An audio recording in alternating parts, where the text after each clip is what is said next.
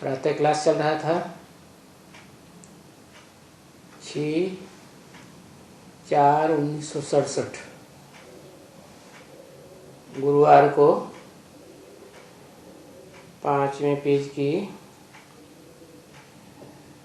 अंत में बात चल रही थी।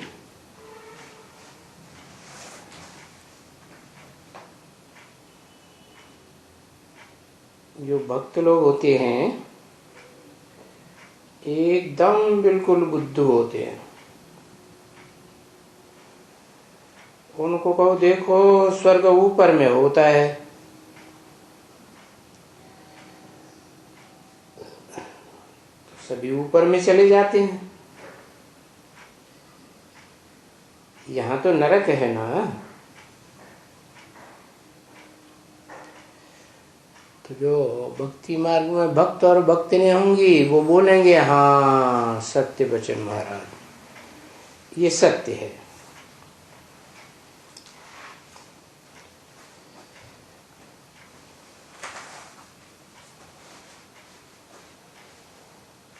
वास्तव में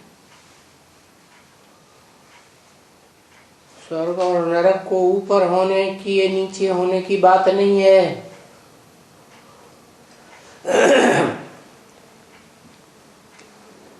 भगवान बाप जब इस सृष्टि पर आते हैं तो सारी दुनिया के मनुष्य मात्र को ऊंची स्टेज में ले जाते हैं, क्योंकि सबसे ऊंचा है शांति धाम। और शांति धाम से फिर इस दुनिया में आत्माएं आती हैं सुख भोगने के लिए, तो स्वर्ग में पहले आती है। और स्वर्ग के जन्म जन्मांतर आधा कल्प सुख भोग कर फिर नीचे दुख की सृष्टि में आती है, नीची स्टेज में आ जाती है। ऊंची स्टेज है आत्मिक स्थिति और नीची स्टेज है देहभान की स्थिति।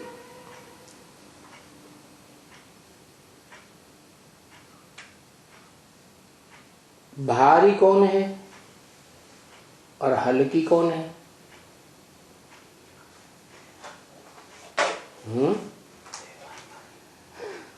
आत्मिक स्थिति आत्मा है हल्की फुल्की और देह है भारी, क्योंकि 5 तत्वों से बनती है, पृथ्वी जल वायु अग्नि आकाश। तो ऊपर कौन उड़ेगी? आत्मिक स्थिति ऊपर उड़ेगी। तो भक्त लोगों ने समझ लिया कि आत्म स्थिति वाली जो देवताओं की दुनिया है वो कोई ऊपर में होती होगी, और देहाभिमानी भक्तों ने समझ लिया हमारी दुनिया नीचे है। अब ऐसी नीचे ऊंचे होने की तो कोई बात नहीं। इसी भारत में पहले लक्ष्मी नारायण का, राम सीता का राज्य था, तो ऊंची स्टेज थी आत्मा की। वही आत्मा जब देहभान में उतरती है द्वैतवादी द्वापर युग में, देह अभिमानी धर्म पिताओं के आने से, तो नीची स्टेज में आ जाते हैं, दुखी हो जाते हैं, अशांत हो जाते हैं। कोई भी साधु या वो फलाना उनको ऐसे कहेंगे ना भक्तों को, तो बोलेंगे ये भी सत्य है। अभी तुमको तो बाप बैठ क्लियर बात समझाते हैं, तुम जान गई हो कि बरोबर हम यहाँ ही इस भारत के मालिक थे, तब हम स्वर्गवासी थे।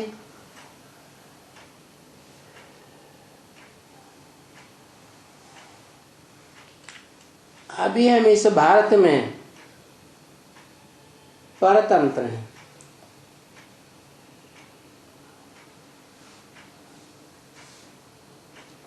समझते हैं बापूजी ने स्वतंत्रता दिलाई, लेकिन स्वतंत्र कोई है ही नहीं।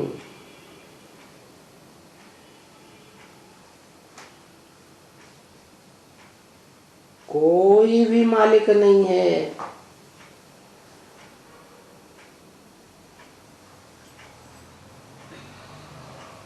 अपनी मन बुद्धि रूप आत्मा के तो मालिक बनना दूर रहा, देह के भी मालिक नहीं, देह के संबंधियों के भी मालिक नहीं, एकदम अधीन। अभी इस दुनिया में कलयुग अंत में ऐसे नरकवासी बने हैं। कहाँ के वासी? नरकवासी, स्वर्गवासी नहीं। क्योंकि स्वस्थिति में आने से स्वर्ग बनता है, और नर जिसे मनुष्य कहा जाता है, उस नरकी बनाई हुई दुनिया को नरक कहा जाता है।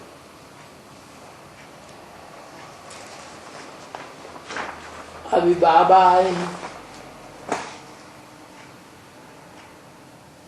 हमको स्वर्गवासी बनना है, क्योंकि बाबा तो कहा ही जाता है ग्रैंडफादर को। तो दुनिया में जो भी बड़े बड़े धर्म पिताएं हुए हैं, उनको भी सुख शांति का वर्षा देने वाला उन धर्म पिताओं का भी बाप शिव बाबा, वो तो ग्रैंडफादर हो गया। तो उस ग्रैंडफादर से सबको वर्षा मिलता है। वो आकर के हर मनुष्य आत्मा को पहले पहले जन्म में स्वर्ग की अनुभूति कराते, आत्म स्थिति की अनुभूति कराते। 500, 700, 750 करोड़ मनुष्य आत्मा इस दुनिया में क्यों न हो जाए कलयुग के अंत में, फिर भी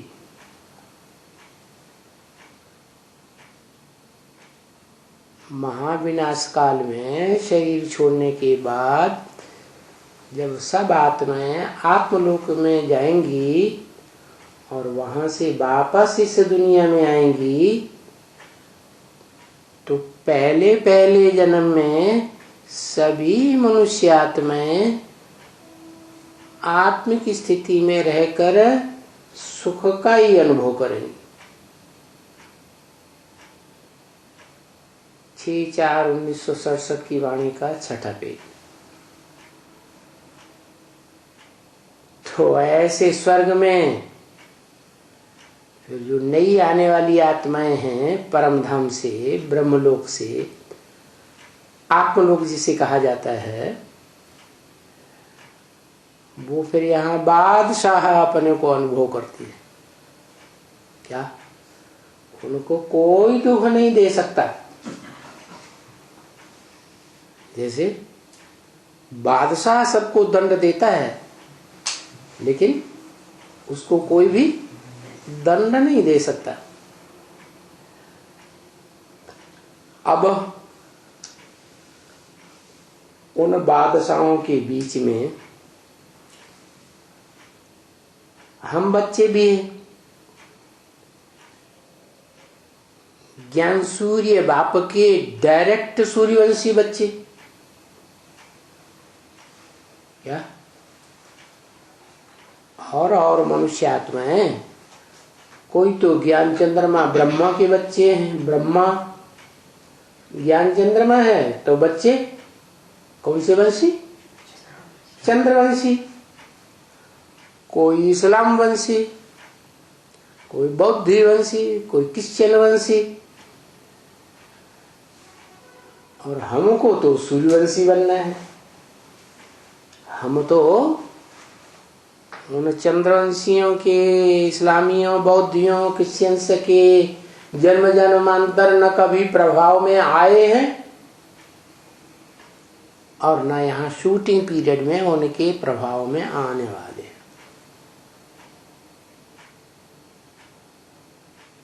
अंदर से हम उनके प्रभाव में नहीं आते। बाहर से भले वो हमारी बांधा बूंदी कुछ समय के लिए कर ही ले, तो ये जो सूर्यवंशियों की नॉलेज है, ये नॉलेज भी नर से नारायण बनने की है।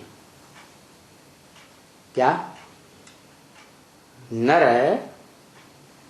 मनुष्य जो मन से बना हुआ है, मनु की औलाद को मन कहा जाता है। जो मनु मनन चिंतन मंथन करने वाला था, संकल्प विकल्प करने वाला था,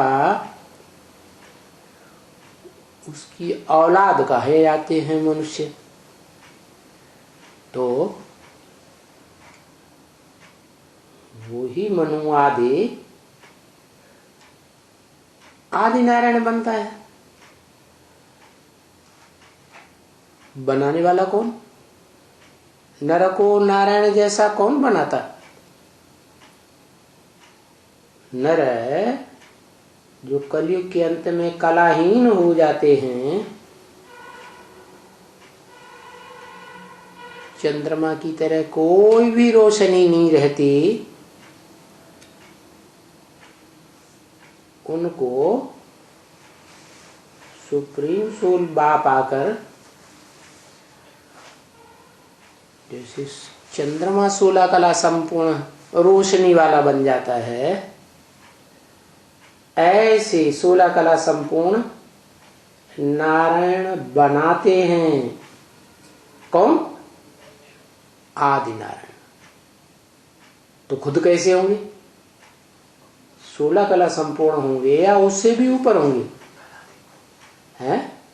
कलातीत। वो है ही सूर्य। सूर्य को थोड़े ही कलाओं में बांधा जाता है, तो कलाओं से ऊपर होता है। तो ये नर से नारायण बनने की नॉलेज है।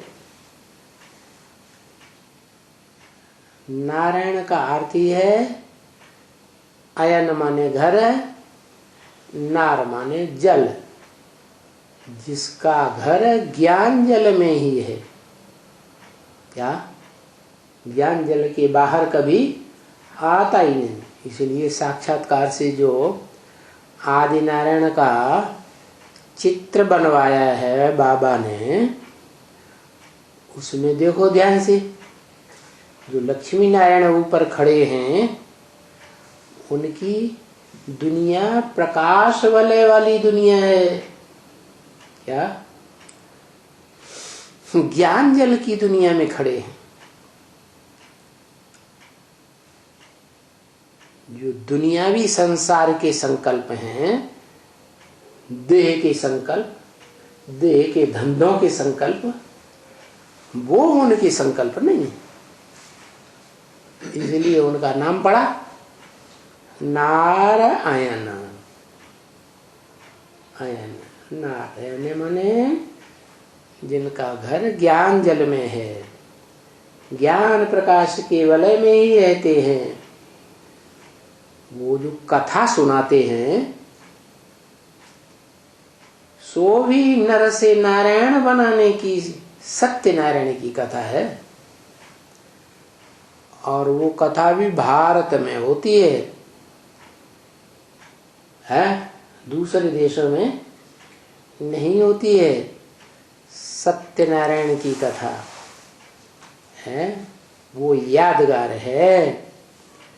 उन्होंने क्या किया होगा है? जरूर सत्य का अनुगमन किया।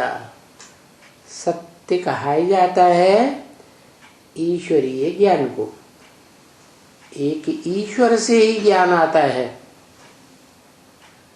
जो ईश्वर है सदैव निराकारी स्टेज में रहने वाला है, इसलिए जन्म मरण के चक्र में नहीं आता। चक्र में न आने से फिर उसमें तीनों काल का ज्ञान समाया हुआ रहता है। अगर इस षष्ठी चक्र में जन्म आकर लेवे गर्भ का, तो पूर्व जन्म की सारी बातों को भूल जाए। परंतु वो तो एक ही आत्मा ऐसी तुरिया है दुनिया की सभी भोगी आत्माओं के बीच, जो अजन्मा है। क्या? जिसका कभी भी गर्भ से जन्म नहीं होता, क्योंकि त्रिकालदर्शी है ना। तो जो त्रिकालदर्शी है वो तो बंधन में आएगा ही नहीं। तो ये हमारी नर से नारायण बनने की कथा है। हम आत्माएं जो भोगी हैं वो नर से नारायण बनती है, या नारायण समान बनती है। यथा राजा तथा प्रजा। तो उनमें भी जो अव्वल नंबर है 1, वो है सत्यनारायण। क्या? झूठों के साथ उसने युद्ध किया होगा और सत्य की विजय कराई होगी, क्योंकि सत्य है ऐसी चीज जिसका कभी नाश नहीं होता। असत्य का नाश होता है, जो झूठ होता है वो भाग खड़ा होता है, सच्चाई अटल होती है। तो वो सुप्रीम गॉड फादर शिव जो सदा निराकारी स्टेज में रहने वाला है, जब इस साकार सृष्टि में आता है तो मनुष्य सृष्टि की आत्माओं के बीच जो मनुष्य हीरो पार्टधारी है, जन्म जन्मांतर जिसने हीरो जैसा पार्ट बजाया है और विदेशियों से टक्कर ली है, विधर्मी धर्म पिताओं से टक्कर ली है और युद्ध भी किए हैं। जन्म जन्मांतर के कोई भी युद्ध में उसकी सदा विजय ही हुई है, उसको कोई भी हरा नहीं सकता, हरा ही नहीं सका।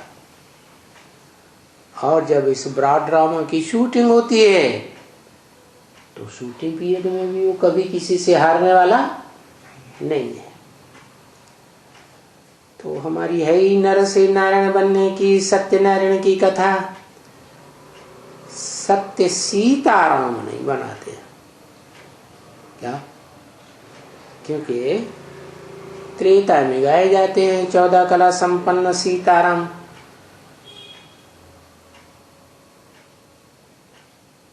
फेल हो गई तब तो कम नंबर आया 14 कला। तो सीताराम को सत्य नहीं कहेंगे, क्योंकि 2 कला कम हो गई। तो 2 कला कम हो गया ना सच्चाई में। तो कथा सुनाते हैं किसकी? नर से नारायण बनने की कथा सुनाते हैं, सीताराम बनने की कथा नहीं है। सत्य नर से नारायण की कथा सुनाते हैं बनने की, और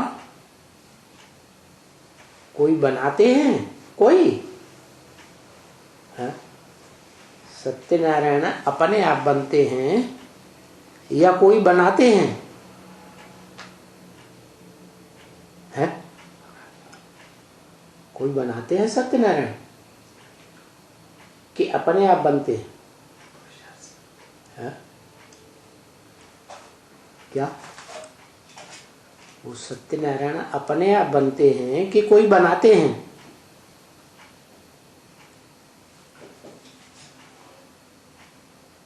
हाँ, पुरुषार्थ अपने से बनते हैं। अपनी आत्मा के अर्थ जो रास्ता जिंदगी जीने का सुप्रीम सोल बाप त्रिकालदर्शी आकर बताते हैं, उस रास्ते पर, उस श्रीमत पर चलते हैं। और आत्मा का उत्थान का पुरुषार्थ करते हैं। तो ऐसे नहीं है कि उनको कोई सत्यनारायण बनाता है, कोई अगर बनाए तो सवाल पैदा होगा, एक कोई क्यों बना दिया, सबको बनाता नहीं। ये तो पढ़ाई है ईश्वर की, जो जितना पढ़ाई पढ़ेगा उतना उच्च पद पाएगा। तो सत्यनारायण के लिए ऐसे कहते हैं क्या कि उन्होंने अपने पुरुषार्थ करके सत्यनारायण की स्टेज पाई। सीताराम की कोई कथा ऐसे नहीं कहेंगे क्या कि उन्होंने पुरुषार्थ करके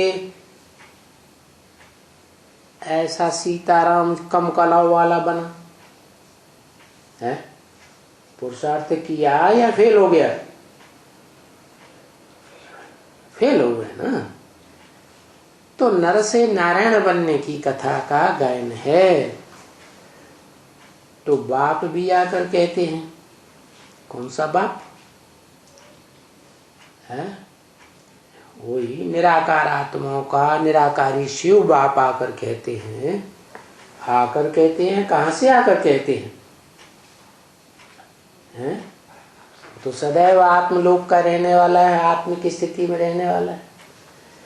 तो आत्मलोक से इस देहाभिमानियों के संसार में आकर कहते हैं, मैं तुमको राजाओं का महाराजा बनाता हूं। क्या?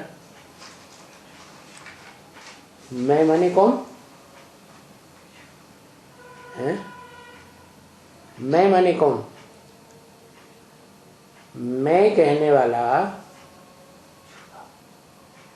देह में होगा तो मैं कहेगा, या देह में आए बगैर मैं कहेगा? तो देह में आकर कहते हैं, मैं तुमको, माने सन्मुख बैठने वाले बच्चों को, विमुख रहने वाले बच्चों को नहीं। क्या? जो सुप्रीम सोल बाप की हर बात को मानते हैं, विपरीत बुद्धि नहीं बनते,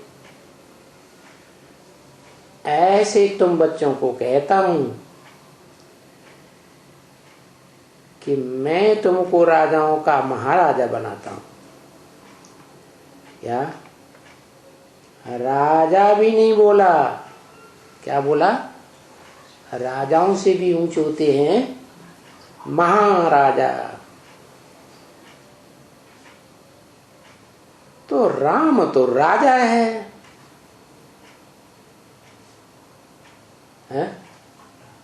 राम महाराजा है या राजा? राम तो राजा है, बोलता नहीं नहीं, इनसे भी मैं ऊंचा बनाता हूं। राम सीता से भी मैं ऊंचा बनाता हूं। सूर्यवंशी बनाता हूं। राम सीता तो चंद्रवंशी हुए। क्यों? चंद्रवंशी कैसे है? राम चंद्रमा की औलाद।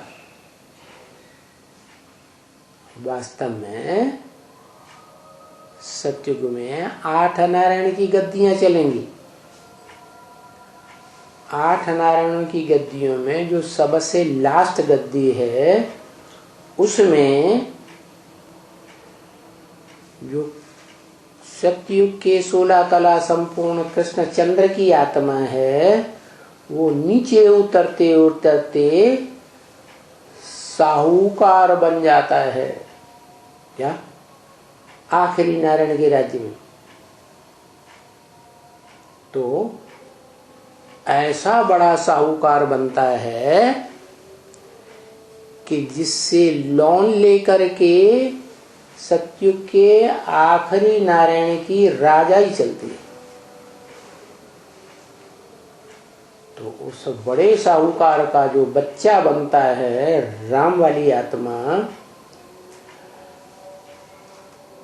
वो चंद्रवंशी हुआ या सूर्यवंशी हुआ? हा? किसका वंशी हुआ? अरे आखिरी नारायण कौन सा वंश का है? चंद्रवंश हुआ। चंद्रमा है ना, कृष्ण चंद्र।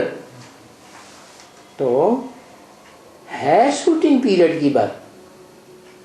सत्युग में तो पहले जन्म में सब सूर्यवंशी कहे जाते हैं, क्योंकि 16 कला संपूर्ण कृष्ण का भी जो जन्म होगा वो किससे होगा? ज्ञान सूर्य से जन्म होगा, जो सारे संसार को ज्ञान की रोशनी देता है।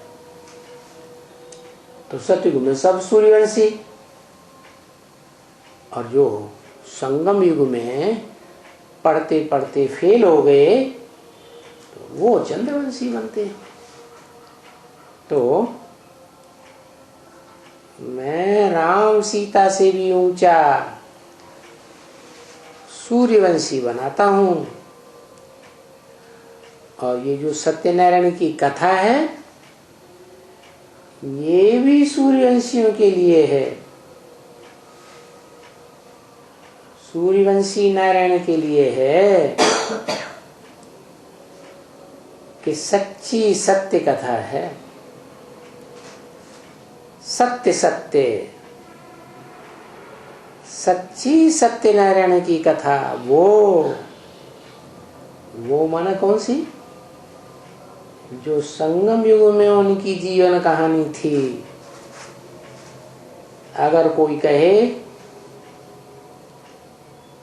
राम और सीता की कथा, तो वो तो 14 कला संपूर्ण थे त्रेता में। जन्म लेते लेते कलाएं ही कम हो गई, सुख भोगते भोगते। तो वो तो सत्य नहीं ठहरी।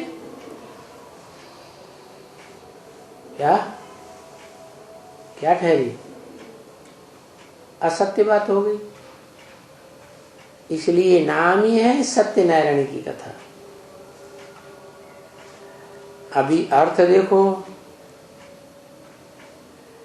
सुनते तो बहुत हैं दुनिया में, खास भारत में सुनते हैं सत्यनारायण की कथा। अच्छा, पीछे कथा सुनते हैं राम सीता की। पहले सत्यनारायण की कथा घर घर में प्रचलित है। फिर बाद में जब कलयुग होता है, तो घर घर में रामायण की कथा चलती है। तो पीछे राम सीता की कथा हुई ना। अभी उनसे तो कोई बने ही नहीं सकते हैं। किनसे? राम सीता से कोई भी लक्ष्मी नारायण 16 कला संपूर्ण नहीं बन सकते। क्यों? क्योंकि राम सीता तो खुद ही फेल हो गए। 14 कला संपूर्ण, 2 कलाएं कम हो गई। क्या नारायण को याद करने से सीता को याद करने से सीताराम बनेंगे? नारायण लक्ष्मी नारायण बनेंगे अगर सीताराम को याद करते रहेंगे। तो क्या बनेंगे? जिसको याद करेंगे वैसे ही बनेंगे। सीताराम को याद करेंगे तो सीताराम बनेंगे कम कलों वाले। तो किसको जरूरत पड़ी है जो हम सीताराम को याद करें? है? क्यों न 16 कला संपूर्ण लक्ष्मी नारायण को याद करें।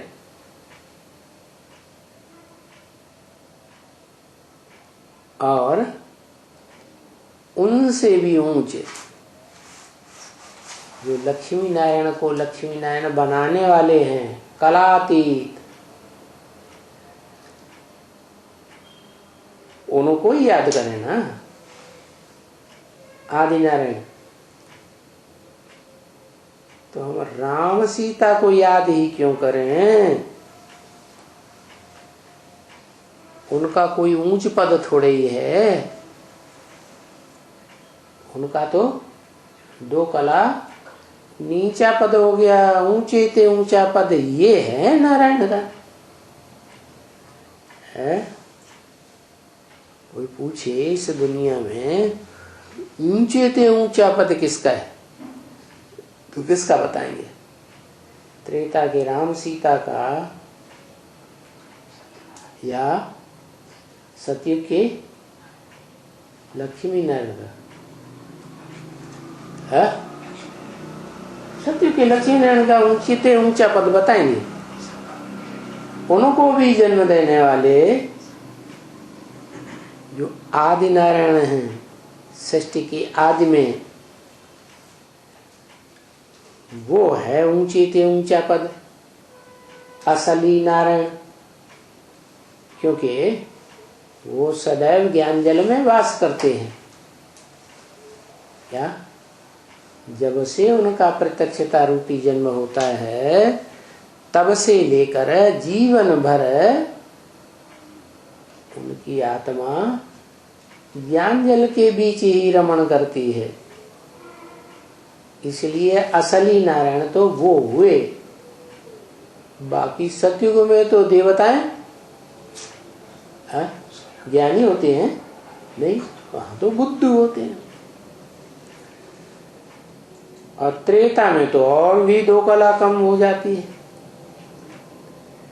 तो फिर त्रेता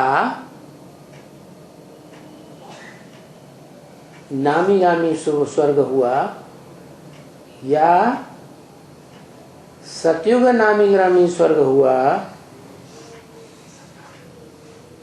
कौन सा हुआ? है? सतयुग नामी ग्रामी हुआ। क्योंकि नामी ग्रामी कहेंगे तो शास्त्रों में तो शास्त्रकारों ने, मनुष्यों ने लिखा है उनकी बुद्धि सतयुग तक पहुंचती है। कोई की भी बुद्धि 84 जन्मों को क्रॉस नहीं कर पाती। क्यों? क्योंकि कोई ने भी 84 जन्मों को क्रॉस किया ही नहीं है। इस मनुष्य सृष्टि में मनुष्य सृष्टि रूपी वृक्ष का एक ही बीज है जो 84 जन्मों को क्रॉस करता है।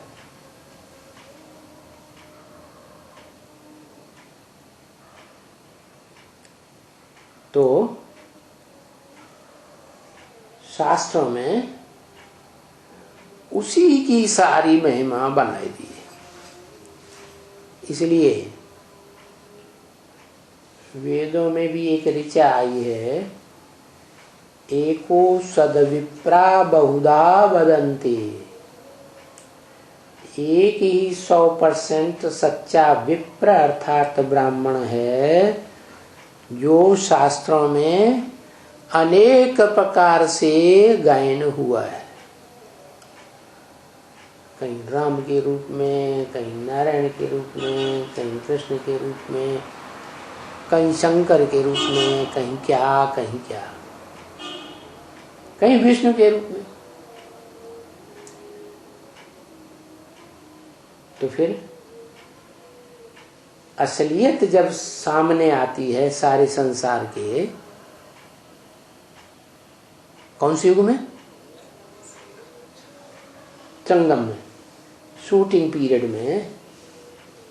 तो सारे संसार के बीच वो एक ही आत्मा नामी ग्रामी, जिसका नाम सारे संसार में हर मनुष्य मात्र की जबान पर ठहर जाता है। तो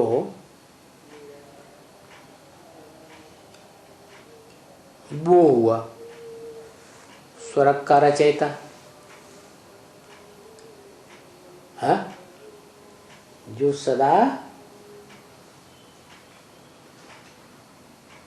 जीवन भर, जब तक जीवन रहे उस युग में, तब तक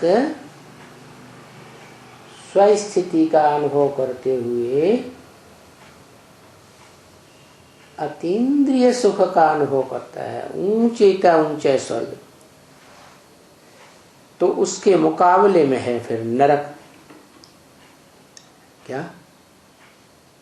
स्वर्ग एक के द्वारा स्वर्ग और नरक अनेक नर मिल करके जो प्रजातंत्र राज्य फैलाते हैं संसार में, उससे क्या बनता है?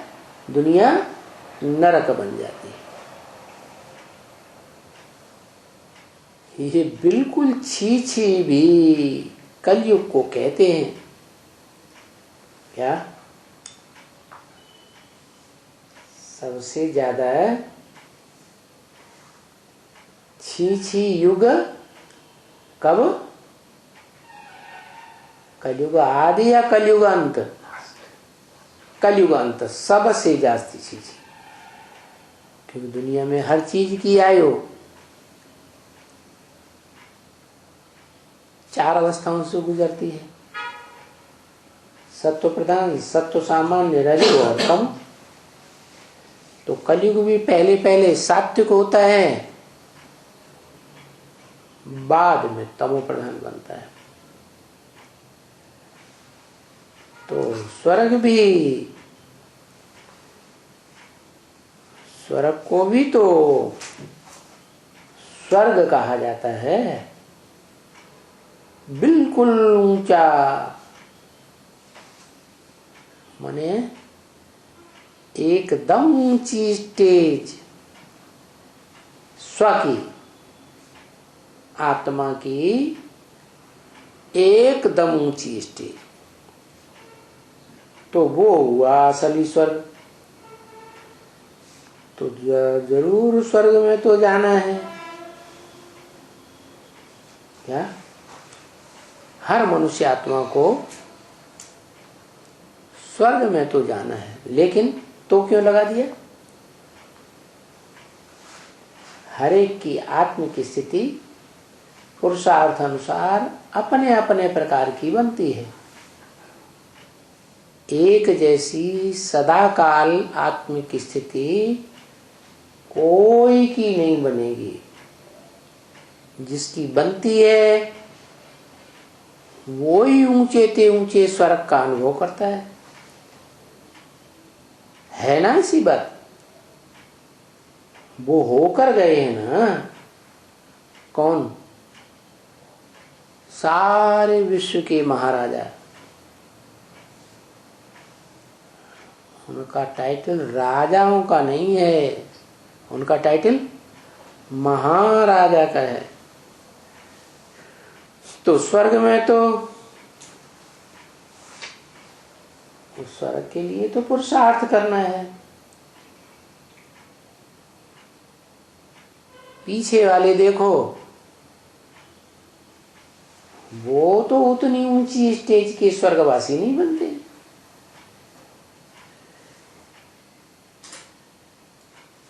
द्वैतवादी द्वापर युग से तो जो आत्माएं आत्मलोक से सृष्टि पर आती हैं वो स्वर्ग के देवी देवताओं जैसा सुख तो भोगती ही नहीं जन्म जन्मांतर। क्या अंतर है उनमें? सुख तो भोगती है, पहले जन्म में स्वर्ग का जीवन मुक्ति का अनुभव करती है, लेकिन फिर देवताओं से क्या अंतर है? सत्युग त्रेता के देवताओं में और द्वैतवादी नरक की उन आत्माओं में जो पहले पहले आत्मलोक से नीचे आके पार्ट बजाती हैं, उनमें क्या अंतर है? वो जन्म जन्मांतर सुख भोगती हैं और ये सिर्फ पहले जन्म में सुख भोगती। तो पीछे वाले 100% संपूर्ण स्वर्गवासी नहीं बनते हैं। वो जाकर के क्या त्रेतावासी बनते हैं। क्या त्रेता में कम कलाओं वाले बनेंगे और द्वैतवादी द्वापर युग से कन्वर्ट होकर के दूसरे धर्मों में चले जाएंगे।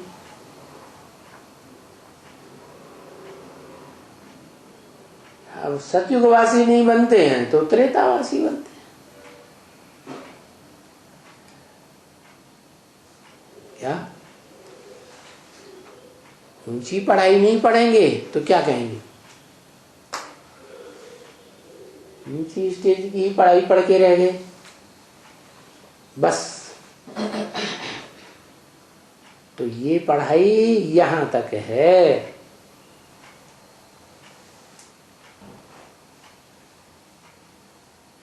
कहां तक है? यहां तक माने ये जो ईश्वर की पढ़ाई है वो कहां तक है? ईश्वर है त्रिकालदर्शी, तो उसकी पढ़ाई कहां तक है? यहां तक, माने विश्व का मालिक बनने तक की पढ़ाई है। जितनी ऊंची पढ़ाई उतना ऊंचा इम्तिहान, और जितना ऊंचा इम्तिहान पास करे उतना ही ऊंचा पद मिलता है। पीछे ये तो तुम बच्चों को समझाया गया है कि तुम ही फिर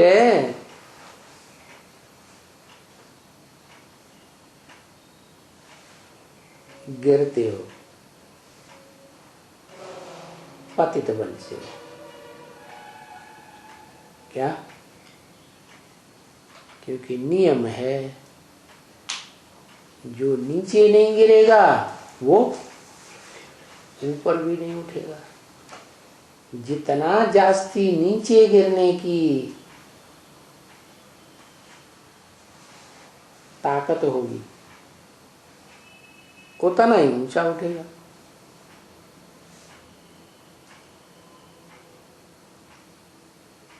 कोई डूबने वाले होते हैं, डूबने वालों को जो निकालने वाले तारू होते हैं, तैराक, वो ज्यादा पावरफुल होते हैं तब तो उन डूबने वालों को, जो डूब के नीचे गिरे हुए हैं, उनको नीचे से ऊपर लाते हैं। तो ये विषय सागर में, संसार सागर में तारू होने की बात है, तैराक होने की बात है। जो अच्छे अच्छे फर्स्ट क्लास या नंबर 1 तारू होगा तो क्या करेगा? सारी दुनिया जो विषय विकारों में डूबी हुई है उनको ऊंची स्टेज में स्वस्थिति में उठा के लाता है। तो गड्ढे में सबसे जास्ती गहरा जाएगा तब ही तो लाएगा, है? तो ये नियम हो गया। जो जितना ज्यादा नीचे गिरता है वो उतना ज्यादा ऊंचा उठता है। जो बहुत नीचे नहीं गिरता वो उतना ज्यादा ऊंचा भी नहीं उठता। जो कम पावन बनते हैं वो गिरते भी नीचे कम है। तो फिर तुम है वो ही देवी देवताएं।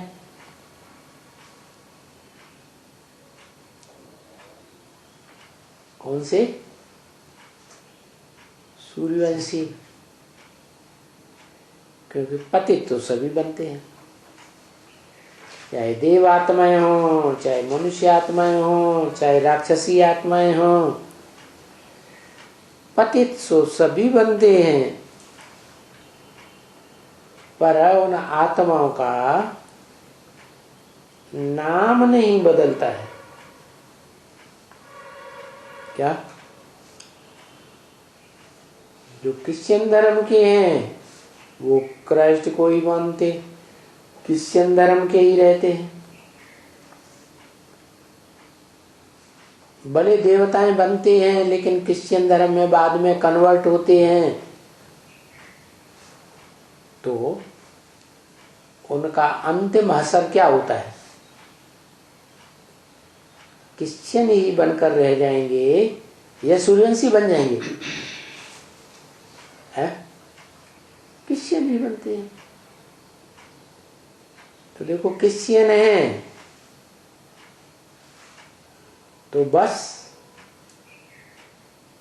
इस संगम युग में पुरुषोत्तम बनाने के लिए आत्माओं में उत्तम पार्टधारी, हीरो पार्टधारी बनाने के लिए भगवान भी इस सृष्टि पर उतर आए। तो भी जो क्रिश्चियन धर्म के हैं वो क्रिश्चियन ही रहेंगे। क्या? सूर्यवंशी नहीं बने।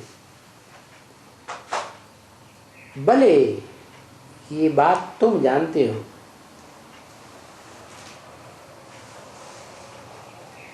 जो जानते हो वो भी सतो प्रधान से तमो प्रधान बनते हैं, और जो नहीं जानते हैं वो भी इन 4 अवस्थाओं से गुजरते हैं, सतो प्रधान, सतो सामान्य, रजो और तमो। परंतु कलयुग के अंत में पिछाड़ी में तो सब तमो प्रधान हो जाते हैं।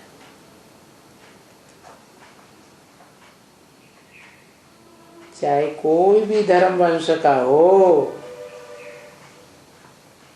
सूर्यवंशी हो, चंद्रवंशी हो, इस्लाम वंशी, बौद्धी वंशी, क्रिश्चियन वंशी या बाद वाले कोई भी,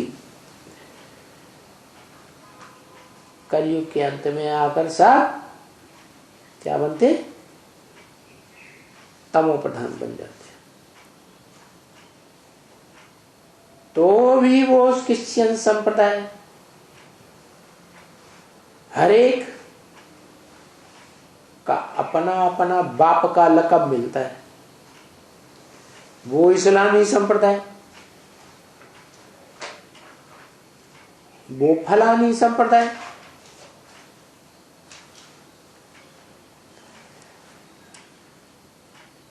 ये क्या हुआ? जो आदि सनातन देवी देवता संप्रदाय, क्या जो सृष्टि के आदि में सनातन माने सबसे पुराने देवी देवता संप्रदाय थे, नर से डायरेक्ट नारायण, नारी से डायरेक्ट उसी जन्म में लक्ष्मी बने थे, वो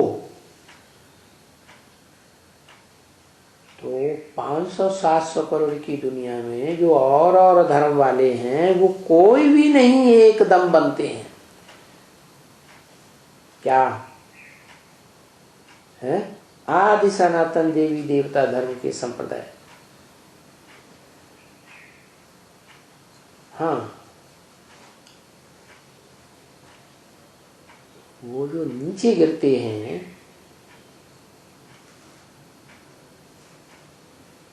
देवी देवताएं कम कला वाले बनते हैं, वो अपन को क्या कह देते हैं? हिंदू संप्रदाय कह देते हैं।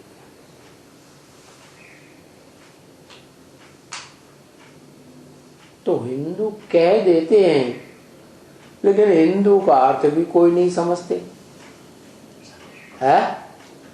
हर शब्द का अर्थ होता है ना, भाव भी होता है। हिंग माने हिंसा, दू माने दुईते, दूर करने वाले। तो कह देते हैं अपन को हिंदू, तो हिंसा को दूर करने वाले हैं, दुख को दूर करने वाले हैं, या वास्तव में दुख और बढ़ता जाता है? अर्थ नहीं समझते। अभी तो ये हिंदू शब्द के अर्थ को समझने की कॉमन बात है ना, जैसा शब्द वैसा उसका अर्थ। अब ये समझने की बात है कि हम हैं आदि सनातन देवी देवता धर्म के। क्या सनातन धर्म तो है, सनातन माने पुराना। क्या कोई भी धर्म होता है तो धर्म पिता के नाम पर नाम पड़ता है ना, है? क्राइस्ट से क्रिश्चियन धर्म, मोहम्मद से मुस्लिम धर्म, नाम है ना, बुद्ध से बौद्ध धर्म। तो ऐसे ही सनातन धर्म कह देते हैं, लेकिन ये नहीं जानते कि कहने वालों का धर्म पिता कौन था।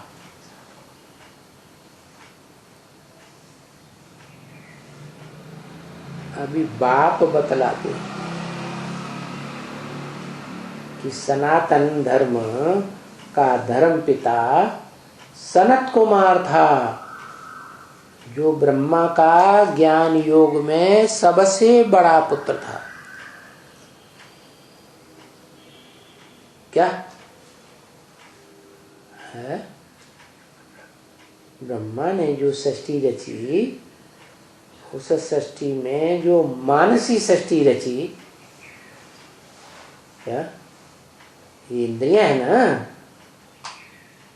10 इंद्रियां हैं, 9 इंद्रियां हैं, इनको कंट्रोल करने वाली इंद्रिय सर्वोपरि है मन।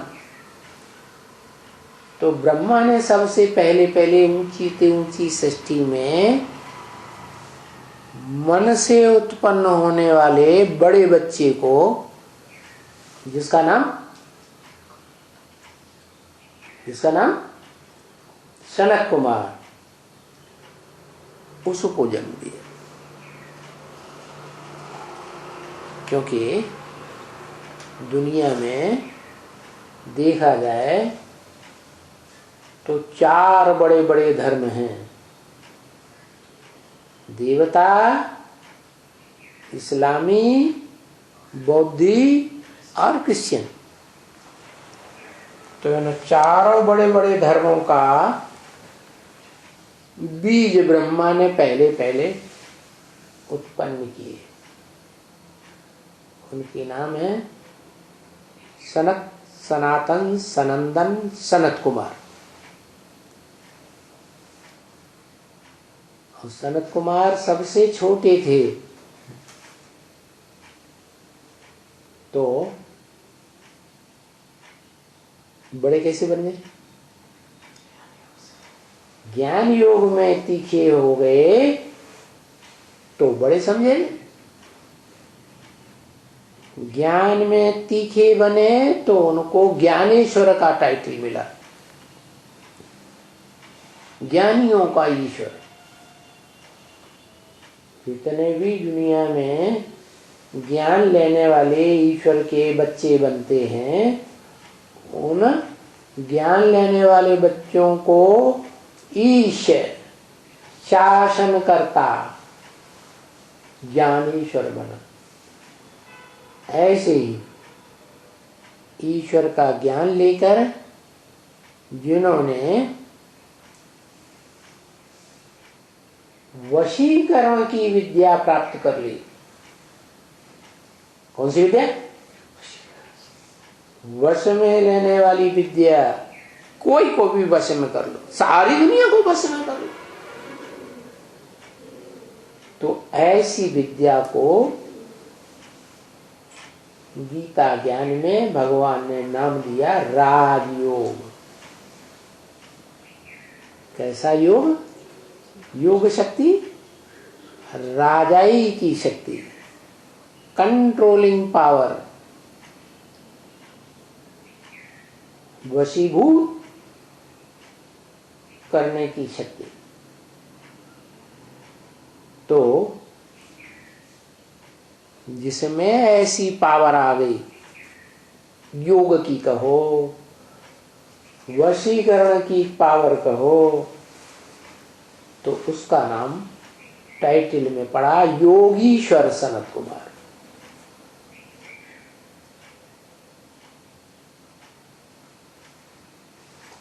तो वो जो सबसे ऊंचा धर्म, सबसे पुराना धर्म, आदि सनातन देवी देवता धर्म है, और उसको जन्म देने वाला जो धर्म पिता है, उसका नाम क्यों नहीं गाया जाए? है? तो भक्ति मार्ग में उसका नाम कोई नहीं जानता। वो ऐसा गुप्त पाठधारी है। ऐसे भी नहीं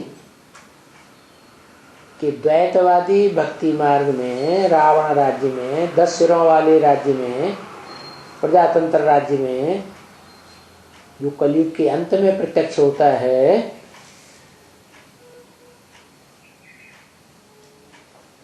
वो अंत तक गुप्त ही रहता है। नहीं, नियम है छुपा रुस्तम बाद में खुले। तो कलयुग के अंत में जब डायरेक्टर बाप इस सृष्टि रूपी रंगमंच पर आकर के सारे ह्यूज ड्रामा की रिहर्सल कराते हैं, तो वो ऊंचे ते ऊंचा पाठधारी, जो ऊंचे ते ऊंचा धर्म है, जिसका गायन मुसलमानों में आज तक भी चलता है, अल्लाह अव्वल दीन। अल्लाह माने ऊंचते ऊंचने आकर के अव्वल नंबर दीन अर्थात धर्म की स्थापना की। वो है आदि सनातन देवी देवता धर्म, जिसका धर्म पिता सनत कुमार। सनत कुमार धर्म पिता के नाम पर धर्म का नाम पड़ा सनातन धर्म। ओम शांति। बाबा, हाँ, ब्रह्मा के 4 मानस पुत्र होते हैं ना? 4 मानस। सनत, सनातन, सनंदन, सनत कुमार। सनत कुमार। सनातन धर्म जो है वो सनातन, उनका नाम है सनातन, हुए थोड़ा ही सनातन है। माना सनत कुमार के नाम से होना चाहिए ना? हा? सनातन तो दूसरा। सनातन का बच्चा थोड़े ही है कोई। ये सनातन का जो धर्म है वो तो इसलिए सनातन नाम पड़ा कि बुद्धिवादी है। क्या? बुद्धिवादी। हाँ, सनक सनक सवार हो गई उसको। क्या? देह का धर्म चलाए, देह की इंद्रियों से पैदा करें। हाँ? इस्लाम। हाँ, तो सनक उसका नाम है। और ये बुद्धिवादी है। कौन? बुद्ध। हाँ, तो बुद्धिवादिता के आधार पर जो धर्म चला है, दुनिया में उसे कोई नहीं कहता कि ये खराब धर्म है।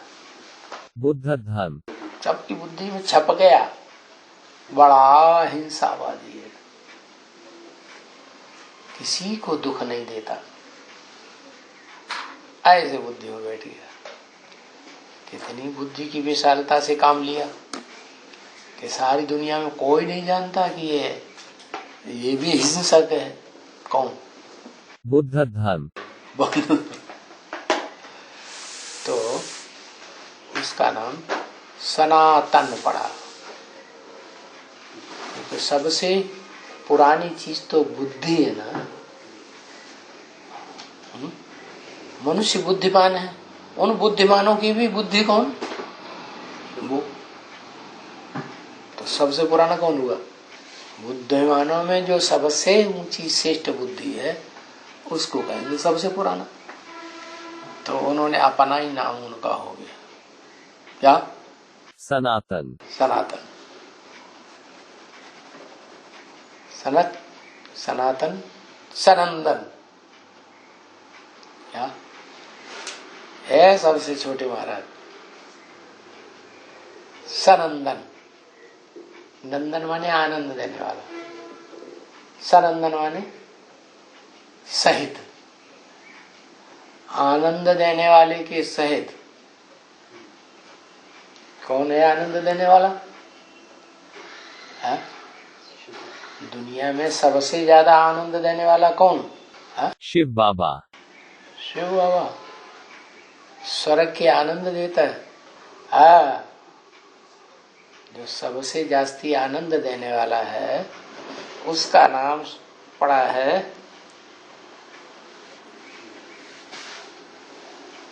शास्त्र में प्रहलाद।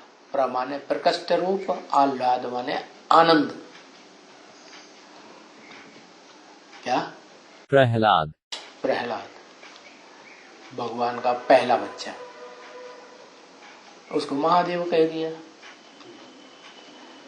उसके साथ उसका नाम जुड़ा हुआ है। क्या? क्यों? दुनिया सुखी कब होगी? है? जब पूरा विनाश होगा तब पूरी सुखी होगी, या अधूरा विनाश होगा तब सुखी होगी? हाँ, तो पूरा विनाश करने वाला वो नंदन है। नंदन माने सुख देने वाला। जैसे कामधेनु गैया की बच्ची का नाम है नंदनी, आनंद देने वाली। तो वो उसके साथ सबसे बड़ा काम करता है। कौन? सबसे छोटा क्रिश्चियन धर्म का बीज। उसको साथ लिए बगैर वो काम नहीं होता। उसमें शिफ्ट है विनाश करने की। बीज रूप आत्माओं की दुनिया में भी वही मुखिया है विनाश करने के लिए। आधारभूत आत्माओं की दुनिया में भी वो भी विनाश करने वाला मुखिया है, और सारी दुनिया का विनाश करने के लिए भी है। हो जब तक नंदन का सहयोगी न बने तब तक सारी दुनिया का भी विनाश नहीं हो सकता। तो कितने नाम हुए? सनक, सनातन, सनंदन और सनत कुमार। और सनत कुमार से जो पैदा हुए वो सनातनी धर्म के, सनातन धर्म के कहे गए। और आज भी उनके फॉलोअर्स, ये देखो कैलेंडर टंगा है, क्या किसका है ये छपाया हुआ है? सनातन पंचांग, सनातन संप्रदाय।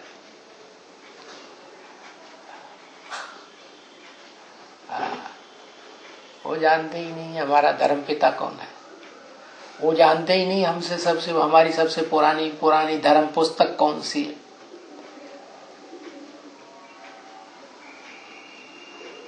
वास्तव में धर्म का नाम क्या है? बस अपने को संप्रदाय समझ लिया। अरे संप्रदाय, सभा, संप्रदाय, मठ, पंथ तो बाद में स्थापन हुए, कलयुग के अंत में। हम सनातन धर्म वाले तो सबसे पुराने हैं, आदि सनातनी। पुराने थे, पुराणों में भी जो पुराना है वो है आदि सनातनी, आदि में है। बस इतनी सी बात